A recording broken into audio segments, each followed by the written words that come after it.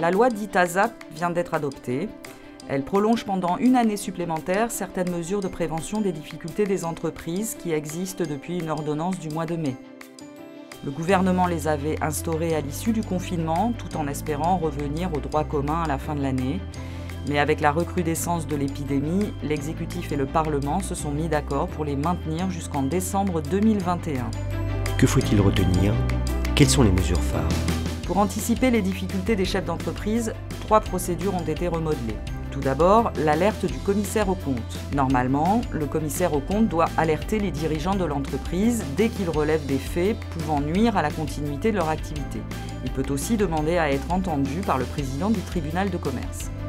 Mais qu'est-ce qui change alors? Il peut alerter plus rapidement le président du tribunal de l'existence de ces difficultés.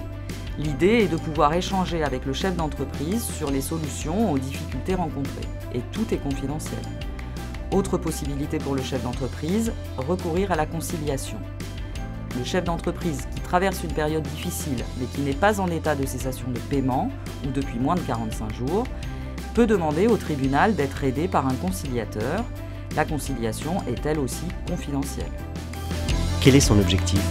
Tenter de trouver en 5 mois maximum un accord amiable avec les créanciers pour reporter ou échelonner les dettes de l'entreprise.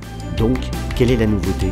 Face à un créancier récalcitrant aux propositions du conciliateur, le chef d'entreprise peut solliciter des délais de grâce auprès du juge ou demander qu'il suspende une action en justice du créancier à son encontre. Surtout, la durée de la conciliation a été doublée.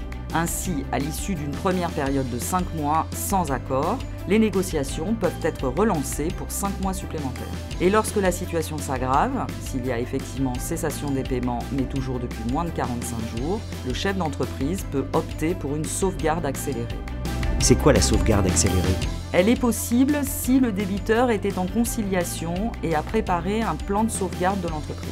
Plan que les principaux créanciers devront ensuite accepter durant la fameuse procédure de sauvegarde. Ainsi, les dettes de la société seront apurées. Quelles sont les mesures Covid-19 sur ce sujet? Il n'y a plus de seuil à remplir pour bénéficier de la sauvegarde accélérée.